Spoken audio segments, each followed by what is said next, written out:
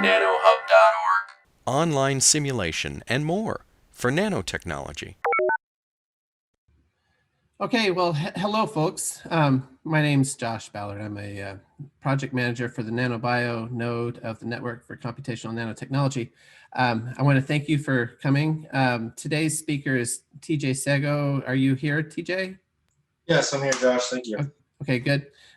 So we're here. This is the first session in a 2-month-long series to explore issues related to nanobiology and more importantly, or more specifically, the biophysics of nanobiology. And so with that, I would like to introduce TJ Sego. He's a postdoc with in the Biocomplexity Institute at Indiana University, working on CompuCell 3D, and specifically for this, working on simulations of COVID-19 infections. And so with that, TJ, I'd like to turn this session over to you. So go ahead.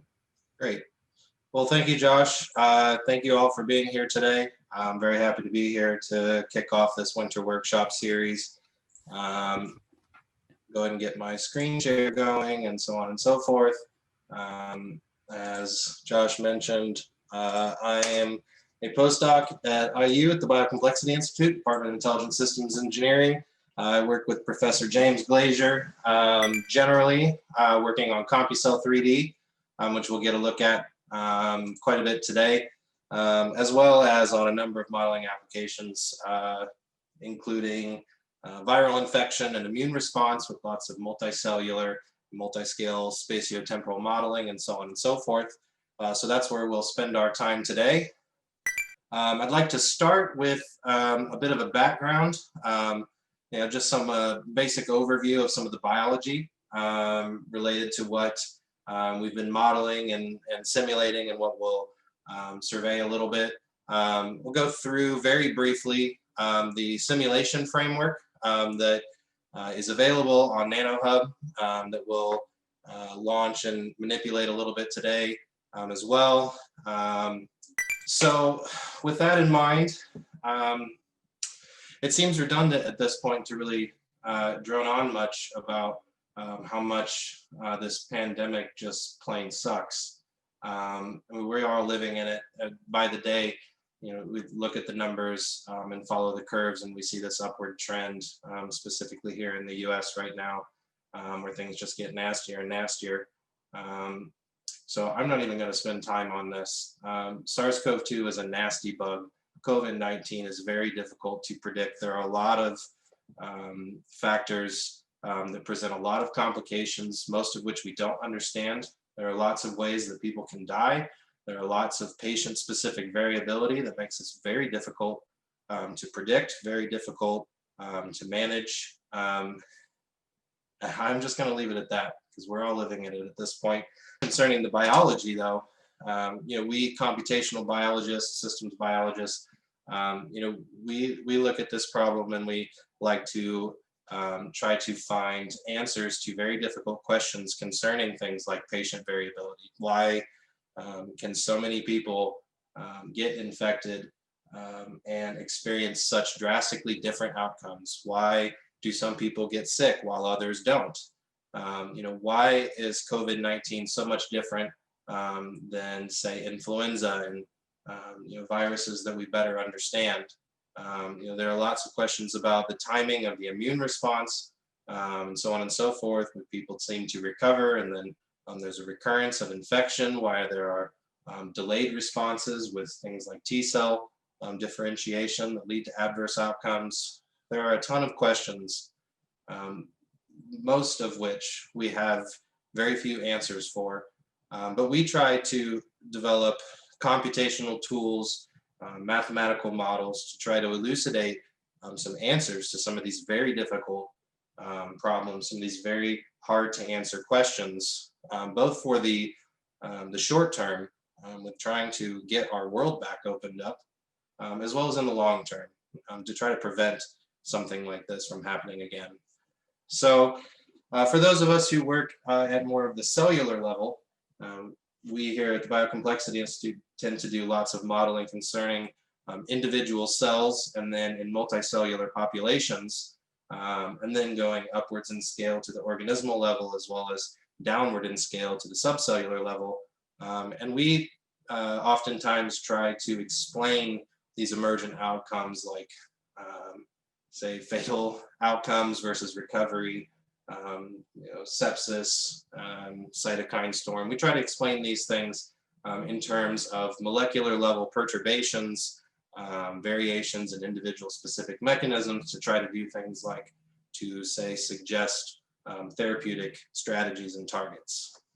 So when we try to build a model and a simulation of, say, a respiratory infection with SARS-CoV-2, we can kind of break this down and isolate this into specific biological components that are particularly relevant, all the way from initial infection to recovery or other various outcomes.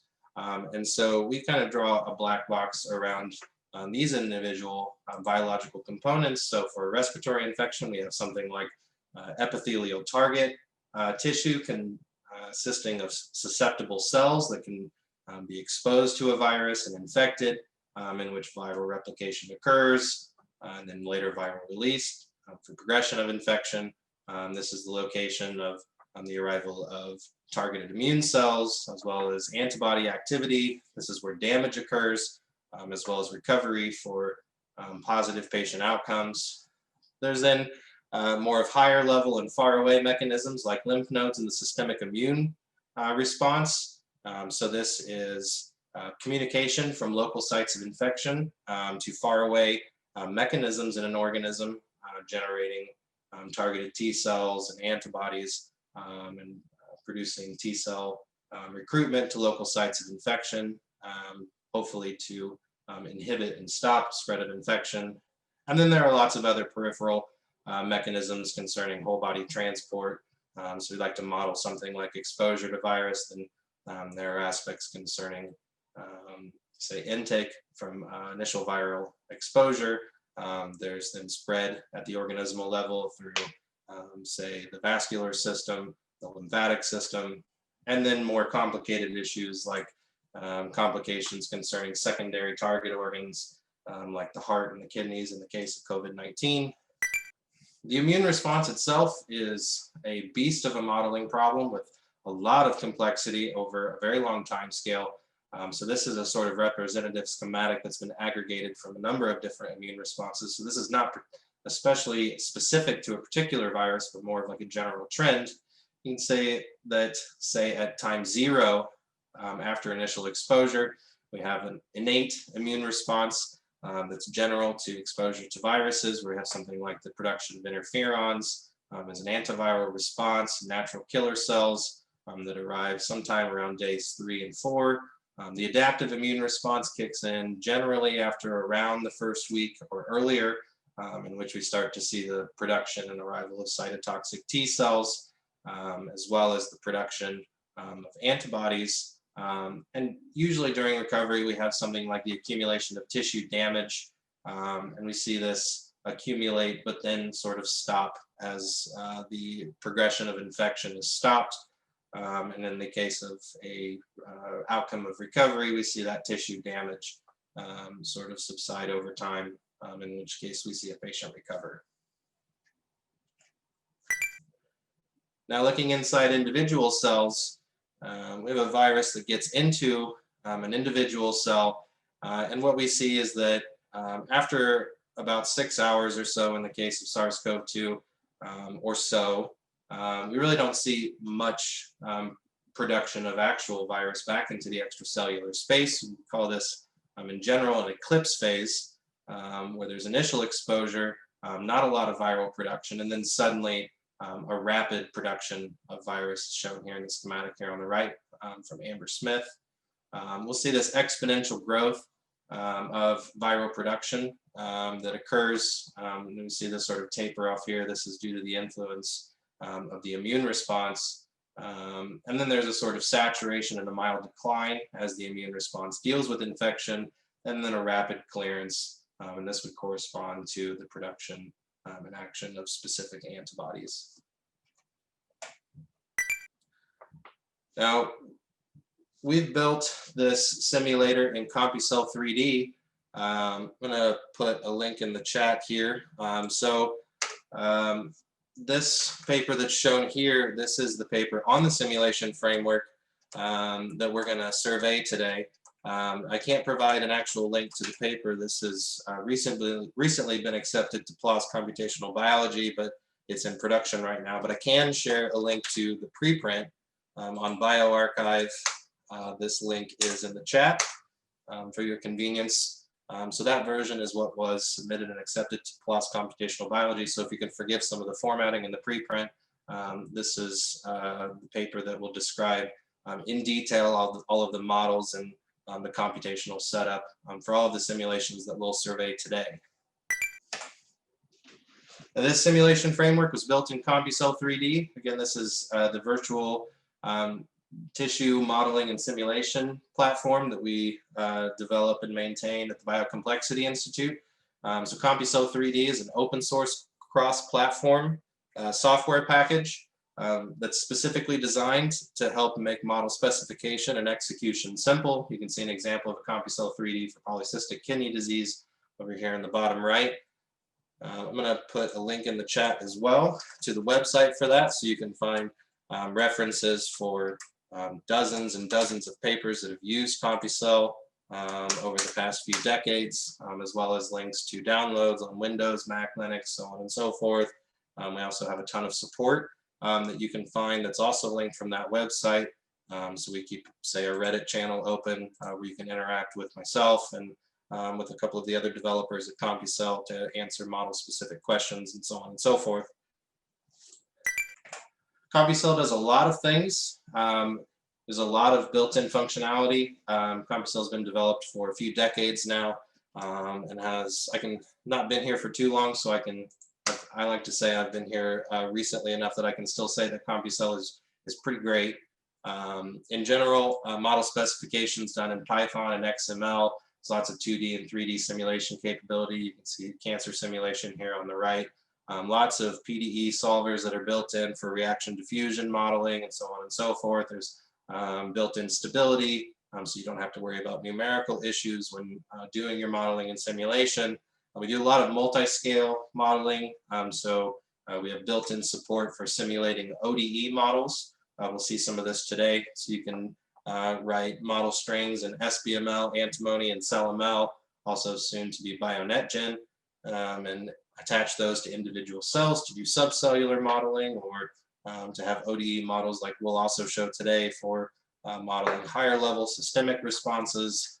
Lots of advanced features for high performance environments and so on and so forth, including a Python API to do say massively parallel execution in HPC environments, and then lots and lots of model plugins. So these are individual cell-based models, so plugins for modeling cell volume constraints, enforcing cell shape, lots of cell type and individual cell specific modeling, and so on and so forth.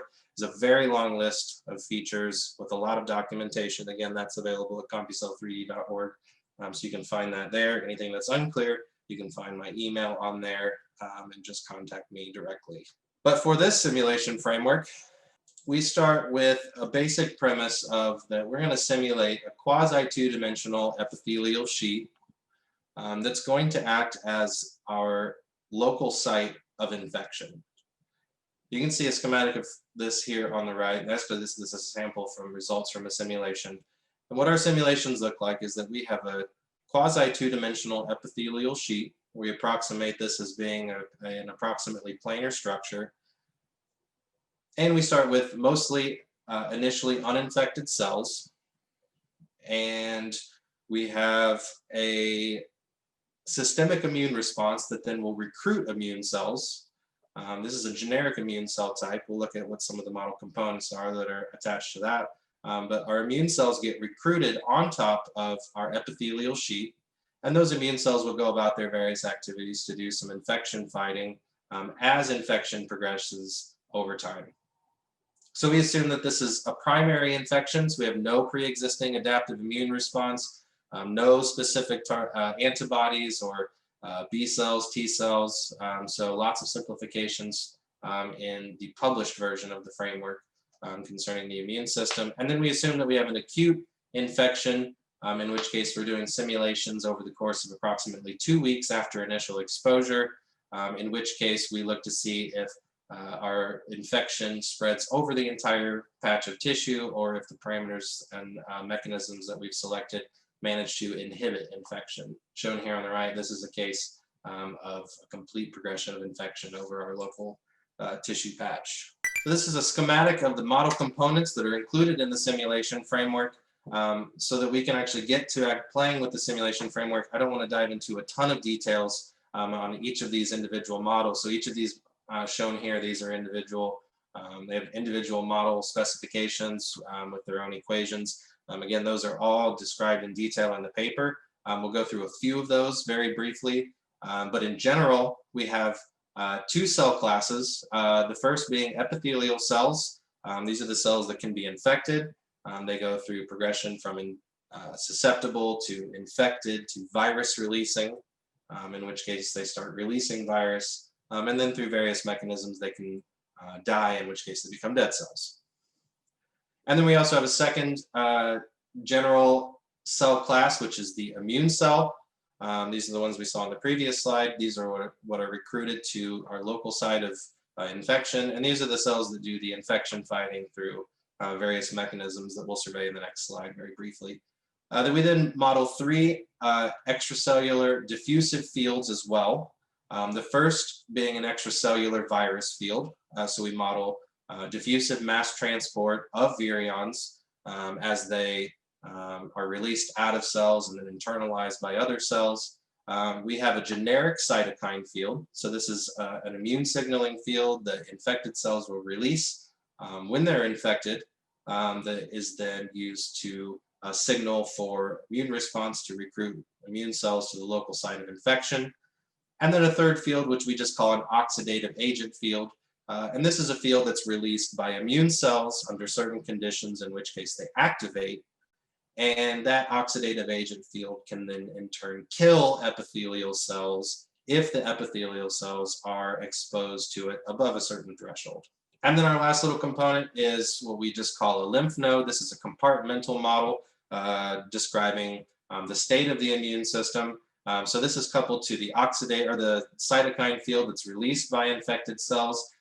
We do a volume integral to calculate how much cytokine is in our local site of infection, and then we use that to map stimulus of the immune response. Then we have a couple of functions that we'll survey very briefly that then describe the recruitment of immune cells into or out of our local tissue patch based on the state of our compartmental lymph node model. So there are a couple of modules describing the basics of the viral life cycle. So these are individual model modules that describe how an extracellular virus goes from outside of a cell into a cell, produced, and then released again. So this consists of the stages of internalization. We describe the conditions that govern the probability of extracellular virus being internalized, in which case we actually take virus out of the extracellular virus field and move it into an ODE model of viral replication. Now, that viral replication model is shown here as the system of ordinary differential equations in the bottom right. This is describing 4 states of the genomic material of a virus, moving from being unpacked to replicating, so on and so forth, all the way to the 3rd stage of the viral life cycle, which is being released, in which case virus is actually taken out of the epithelial cell and then released back into the extracellular space. In particular, you'll notice here in the 2nd stage of the genomic material virus, we call this the amount of genome that's replicating, which is the number R. And you'll notice here this 2nd term here. So this is exponential amplification of virus. So this is how the virus is actually produced once it's been internalized. Specifically, you'll notice here this amplification sort of factor R max. The greater this coefficient R max is, the more virus is produced that's inside of a cell, given a certain amount of virus inside the cell. Here's a very quick survey of what some of the roles of our generic immune cell types. So we've aggregated some relevant behaviors of a couple of different immune cell types concerning, say, the activities of neutrophils, macrophages, T cells, so on and so forth. For now, we've simplified this into that our generic immune cell type can either be in an activated or an inactive state. The immune cell becomes activated if it's sufficiently exposed, if it's sufficiently exposed to local cytokine. Now, the state of the immune cell type then governs the various things that it can or cannot do. And there's a list here shown in this table here in the bottom, as well as a schematic to complement this. You notice that our immune cells can roam around whether or not they're active or inactive. Whereas if they're activated, they can do things like chemotax along a cytokine gradient to locate infected cells. And they can also contribute to production of cytokine. Whereas immune cells in general can engage in, say, contact killing. So when immune cells come into actual contact with an infected or virus releasing cell, it kills them. And activated cells can, again, secrete the oxidative agent, which can then in turn kill all epithelial cell types, This is what the immune recruitment modeling looks like. So again, our compartmental model, we have an ODE that we simulate concurrently, is describing the general state of the immune system. We say that we have a state variable S, and when S is positive, we say that our immune system is in a pro-inflammatory state, in which case we start describing a probability that immune cells are added to our local patch of tissue. And then we also say that if our state variable S is negative, that our immune system is in an anti-inflammatory state, in which case we start removing immune cells from the local patch of infection. And we use various mechanisms to affect the state of the immune system. So we have some terms that actually describe a resident immune cell population, whereas then we take a volume integral of the cytokine field and use that as a stimulus to make the immune system in a more pro-inflammatory state, and then a general decay towards a homeostatic condition. So when we survey these mechanisms alone, we see that we have this multiscale scheme ranging from the subcellular all the way up to an organismal level. So we have a compartmental lymph node model that describes the systemic state of the organism that can then lead to changes in our local tissue patch at the cellular level. Whereas in each individual cell, when we look in each of them, we find that each has its own instance of our viral replication model. So we simulate one of these model instances in each individual cell. Then we have dynamics that are occurring at the cellular level in our local tissue patch, and then map some of those attributes up to the systemic level that then describe things like recruitment of immune cells. And this is what it looks like. So here in the top, this is our epithelial sheet, and then our immune cells on top. You can see we start with a local site of infection, and it spreads outwards, and so on and so forth. And then when we look here on the bottom, we have our three fields. So we have our extracellular virus. You can see that spreading outward along with infection, cytokine, and then oxidative agent that will correspond to the location of immune cells if they're sufficiently exposed to cytokine. Now, doing this sort of modeling is fun because you can very readily start simulating things like, say, drug therapies. So one of the things that we wanted to do when we first built this was, there's a lot of talk at the time about RNA synthesis blockers like remdesivir. And as it turns out, we can readily map the effects of something like an RNA synthesis blocker onto the aspects of the viral life cycle inside each individual cell.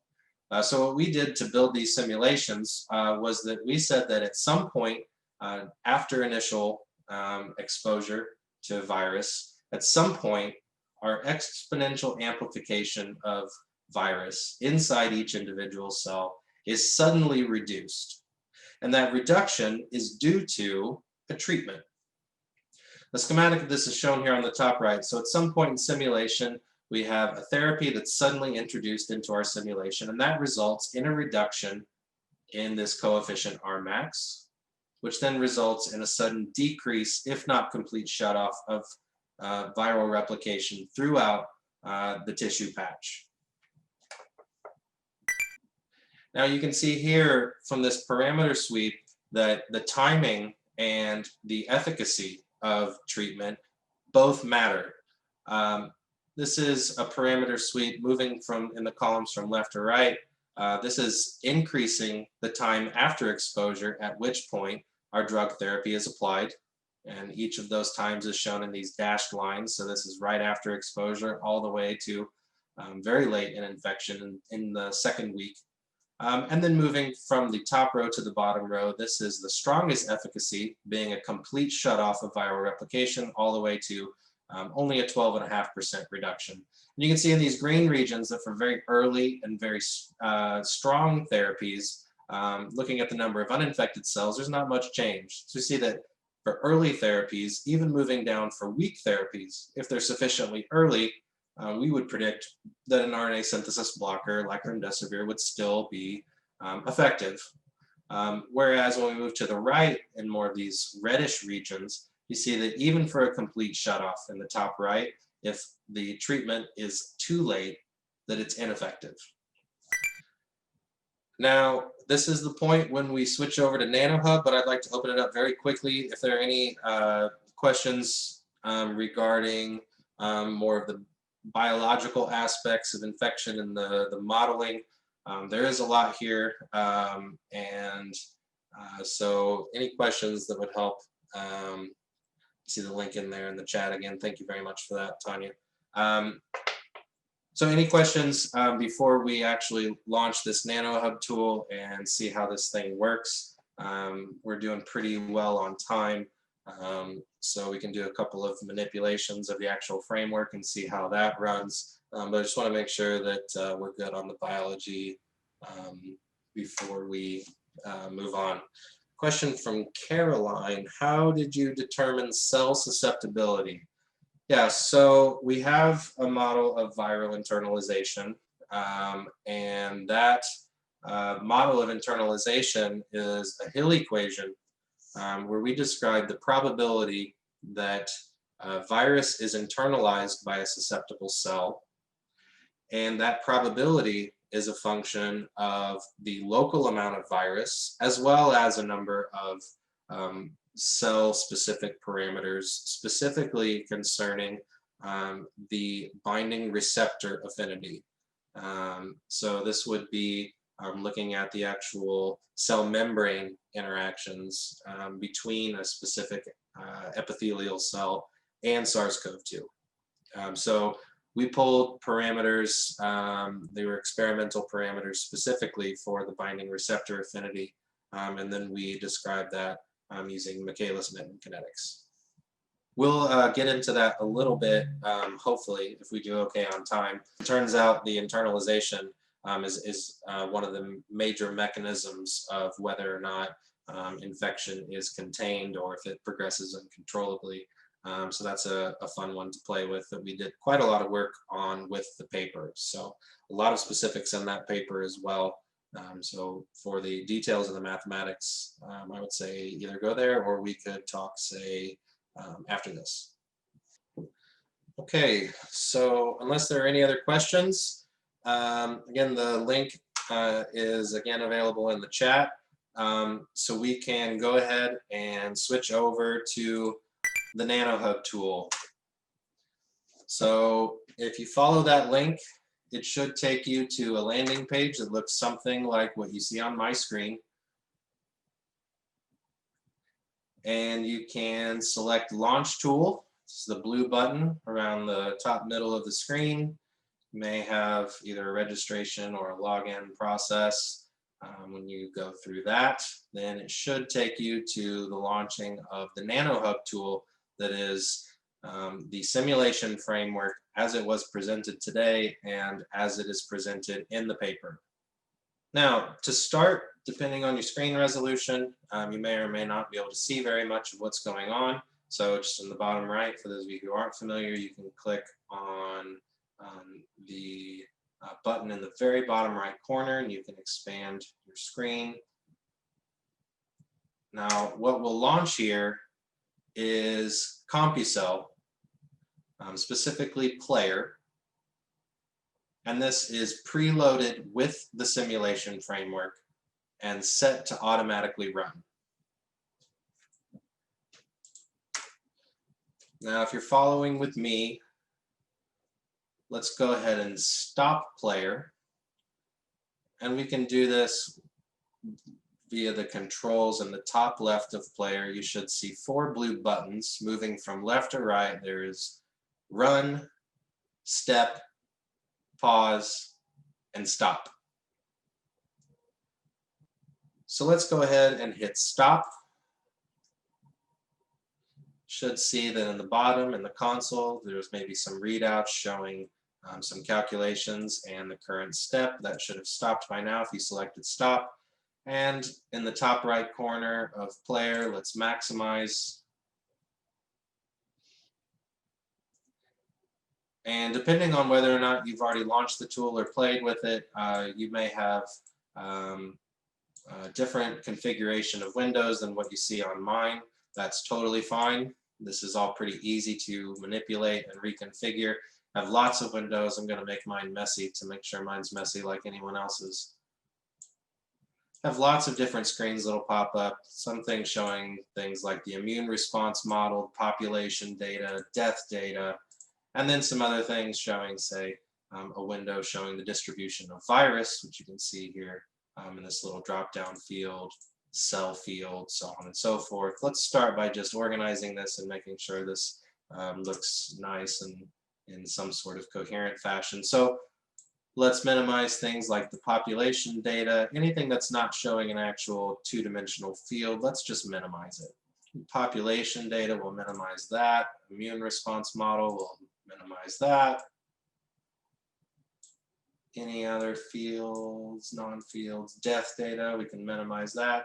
So all of these individual windows that we're minimizing, this is actually real-time simulation data that's being reported according to the model specification. So if you go to develop a CompuCell simulation and you want to look at some data, whether for reporting for a paper or just looking at individual mechanisms, you can actually program in these windows to show up in real time. So some of these are just displayed for your convenience. They can be disabled in the code, which is also available, though we won't go through that today.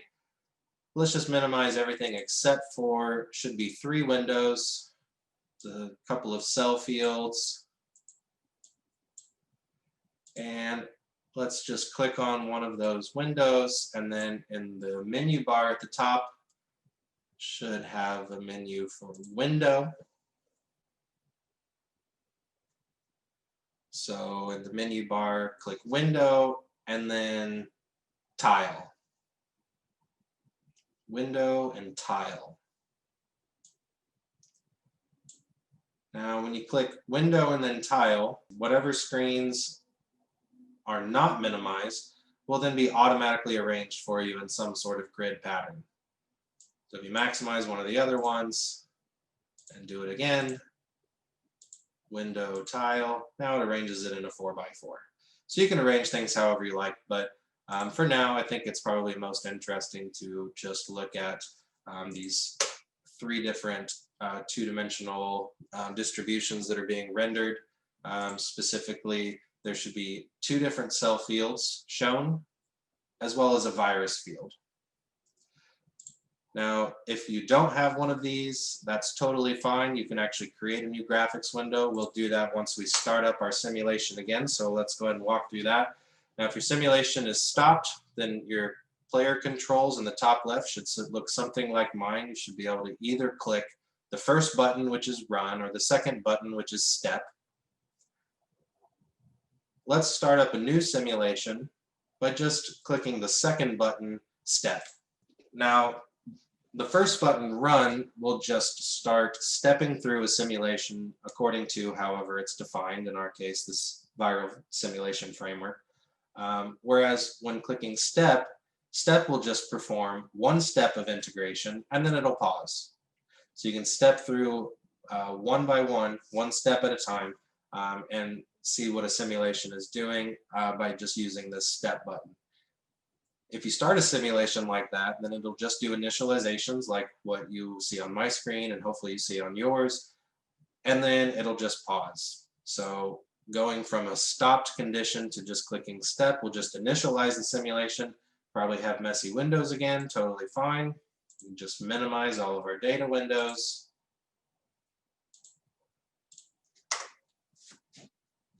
Now, once we have a simulation that's been initialized, whether it's running or it's been stepped and then has paused, we can create new graphics windows to look at other things that are going on. In the top of player, the very last button, when you hover over it, next to the magnifying icons, the very last one, you should hover over it and see info that says new graphics window.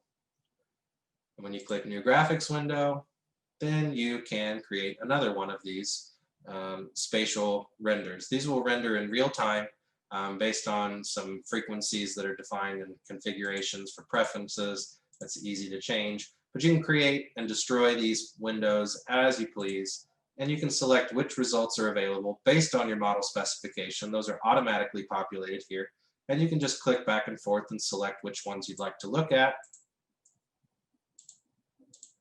And in this case, you'll notice that you see there are coordinates marked here for X and Y, and that's because we are looking at the XY plane.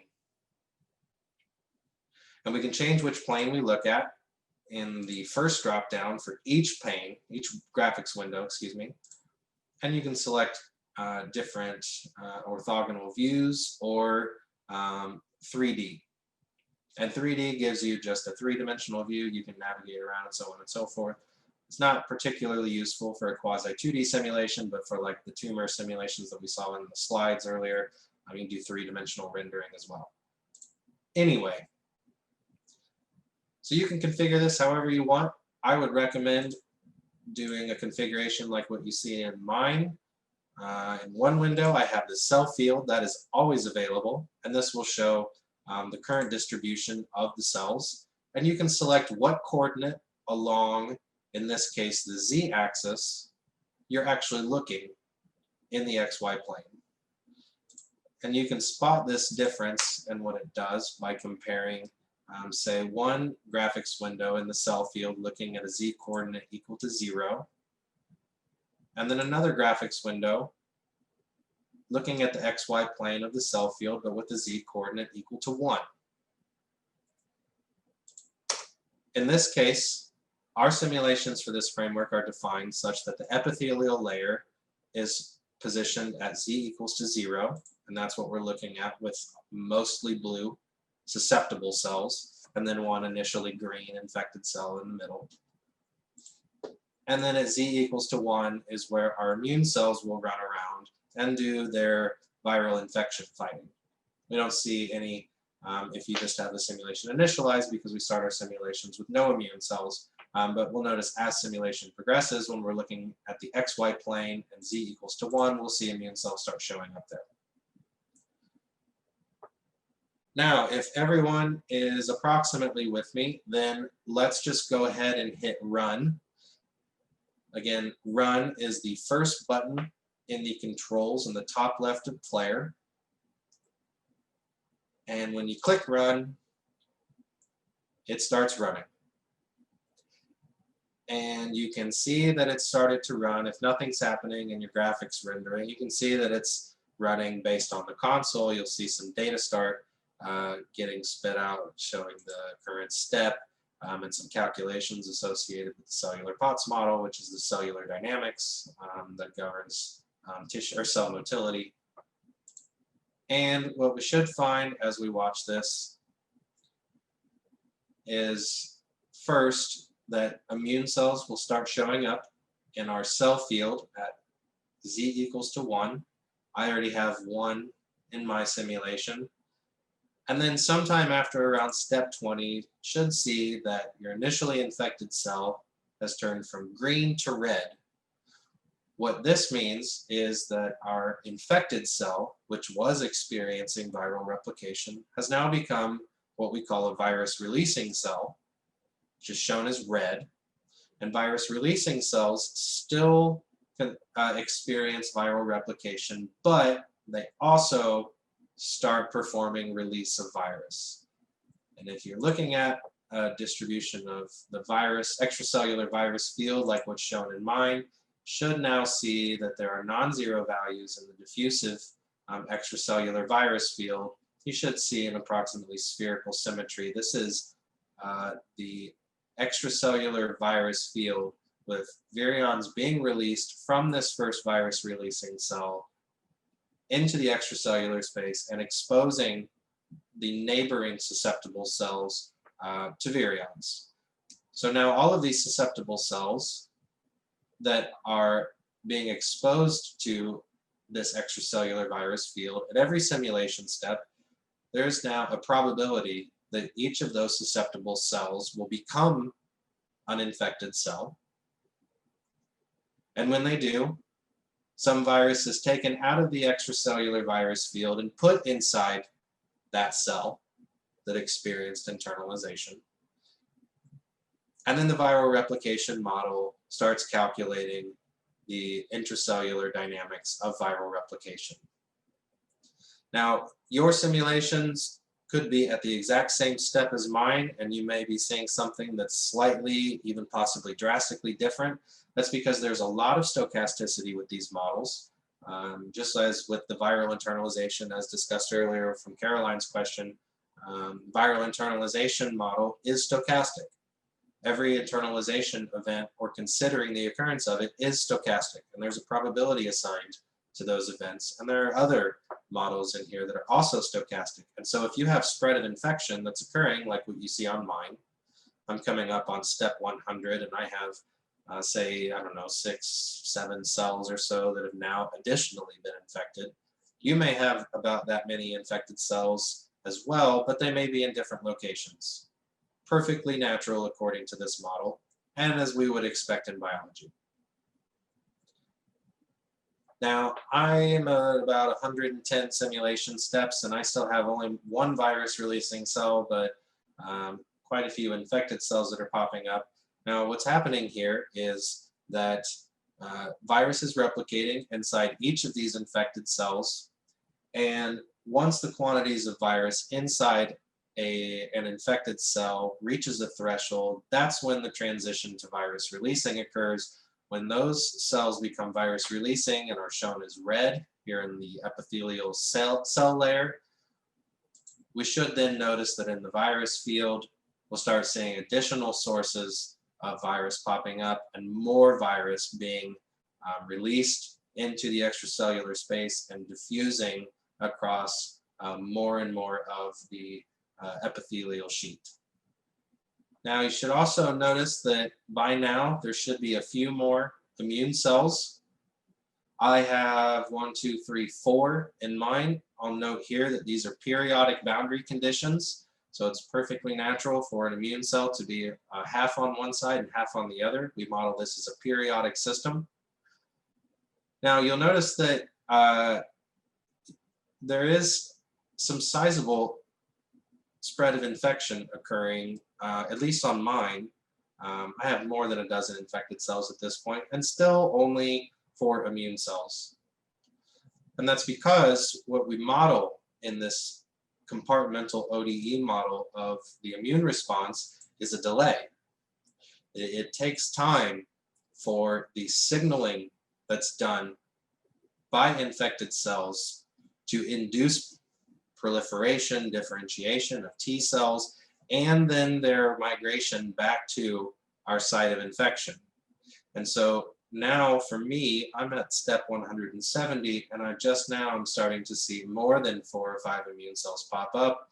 That's due to that the cytokine signaling that's being done by these infected cells takes some time to have the corresponding effect of the immune cells showing back up to do fighting. Now, depending on where your simulation is, you may start seeing yellow cells pop up. These yellow cells, in the paper you'll see that they're shown as black. These yellow cells are dead cells. So these are cells that have been killed by one of a few possible mechanisms. As a reminder, When immune cells come in contact with infected or virus-releasing cells that kill them automatically, there's then the possibility as well of cells dying due to viral effects. So there's a virally induced apoptosis mechanism that is stochastic as well. So these cells could have died either due to viral effects or contact cytotoxicity. There's also a bystander effect. So if a susceptible cell has a neighbor that dies due to contact cytotoxicity, there's also a probability that that neighbor cell will die as well.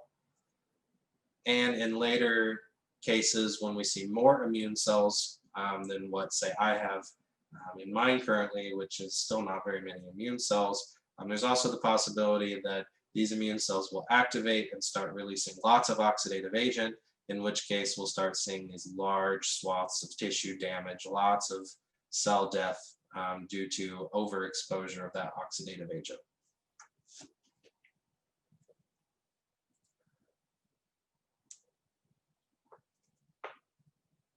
Now, depending on where you're at, you may see something wildly different from what I have here. That's totally fine. Again, perfectly normal for this sort of modeling. If you refer to the paper, you'll notice that we talk quite a lot about what we call a baseline parameter set. And our baseline parameter set is a set of parameters. There are a lot of them, but we do lots of parameter variations with respect to this baseline parameter set. We find where we change sensitivity of certain mechanisms, we get wildly different outcomes, lots of different types of dynamics based on single variations, all with respect to this baseline parameter set. The NanoHub tool is preloaded with that baseline parameter set. So if you go through the paper and want to do variations to see the results that we report in action, you can do all of that with the NanoHub tool, specifically working from what this is designed to do. The code is actually available as well, so you can do more advanced stuff. Although we won't get into that today, I would be happy to work with people after the workshop to learn how to do that as well. But the full code is actually all available through the NanoHub tool, so you could even start writing stuff into this according to what ideas you might have. For now, let's go ahead and stop our NanoHub tool, and I'd like to do, say, one variation. So in our controls at the top left, let's click stop. It's the fourth blue button, stop. And I'm going to jump back to my slides very quickly because I would like to go to what Caroline asked about. I'd like to do a parameter variation with respect to internalization. So Caroline had asked, and I had talked about our expression for the probability of internalization.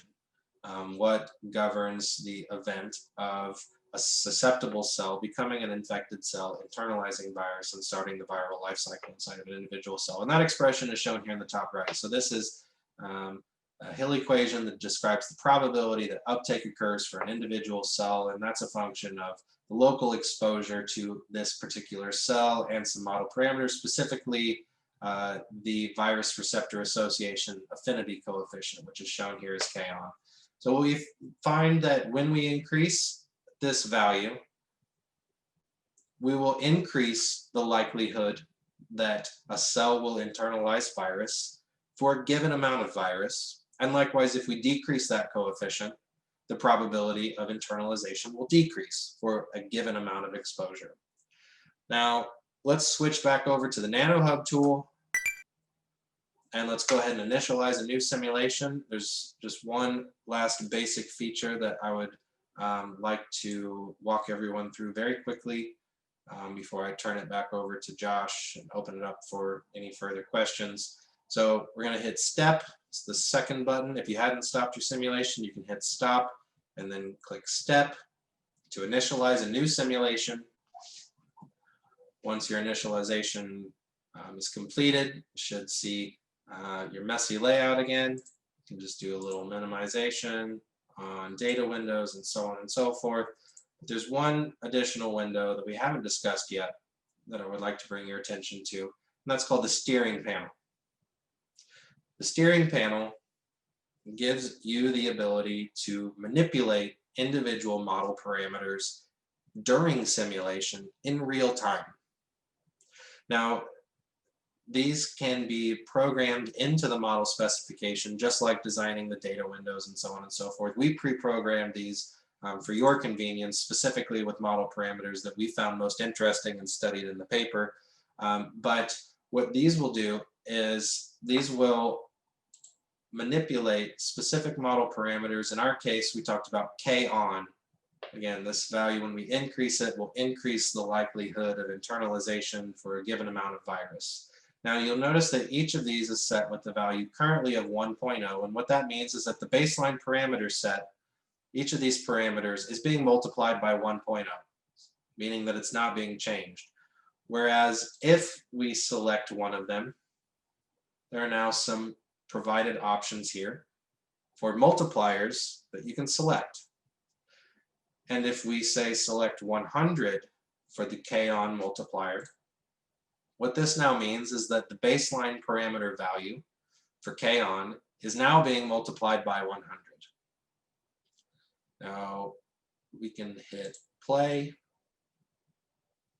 Again, you can change these in real time and even do things like reproduce our drug therapy scenario by changing Rmax at given various moments in simulation time.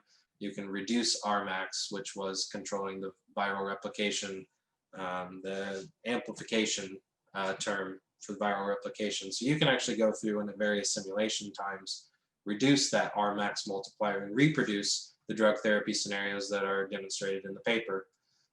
For our case, and this, we may not have enough time to actually see this take off, which is totally fine. We can leave that to all of you because there is a lot of different complexity that you'll see pop up when changing each of these individual parameters. Again, also described in the paper, and you can reproduce those here.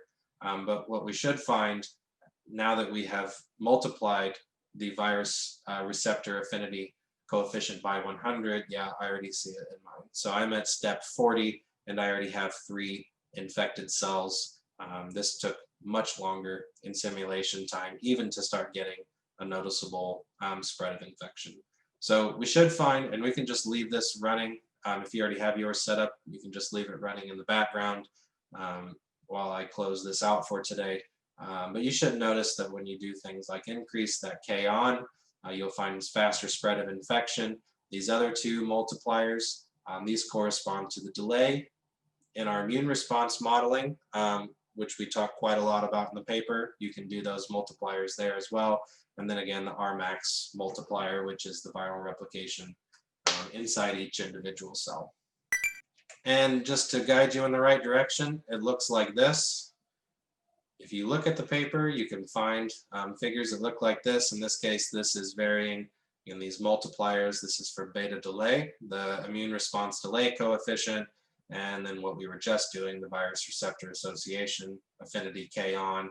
When you do those individual multipliers, pick different combinations, you should find outcomes that look like this. You can vary very drastically, as shown here in the top left, lots of stochasticity, whereas for things like in the top right, a stronger immune response and slower internalization, you'll get certain outcomes like recovery, or in the bottom left shown in red, certain outcomes of widespread infection. Okay, so I got to skip a bunch of slides, and I'd like to remind you that our talk next week will be with Professor Jeffrey Fox, talking lots about machine learning and deep learning and so on and so forth, and how that relates with COVID-19 infection. Josh, I'll turn it back over to you if there are any questions that we can answer before we close out for today. Oh, thank you, TJ. That was really nice. I had one question. When I was doing my model, I saw that some of the dead cells were very far from the initial site of infection. And it seemed like they were loners almost, or at least like tendrils of dead cells. Why doesn't the model just like diffuse out in a symmetric manner? Yes, it's a great question. Thank you, Josh. So the thing is that when we model internalizations, we have diffusive transport of virions, and they are, if being released from an individual cell, then we'll see a spherical symmetry where it diffuses outward radially. But then every susceptible cell at every simulation step individually is considered. The probability of internalization is calculated based on the local amount of virus for that particular cell, but that doesn't necessarily mean that we'll see an exact radial expansion of infection because of that stochasticity. It's certainly possible that the probability might be high for one susceptible cell and low for another, and still, there's still the possibility that you may get the exact opposite result that you would expect. And so that governs a lot of the sparsity that you see in the distributions. And there are a lot of complex interactions that are sort of, in a roundabout way affect that. But that alone by itself can generate a lot of interesting spatial patterns of infection. Thank you, Josh.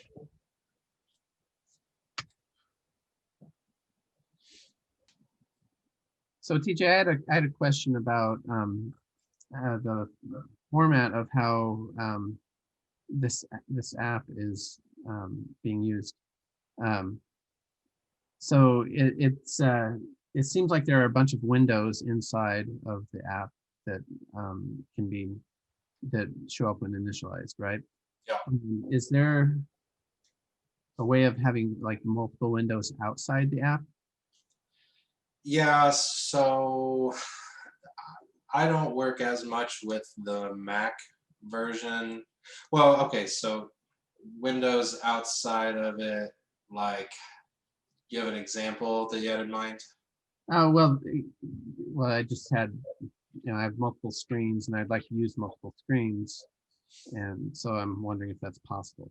Yeah, so I thought of the Mac version because that one specifically has the ability to break out the olive player by individual window.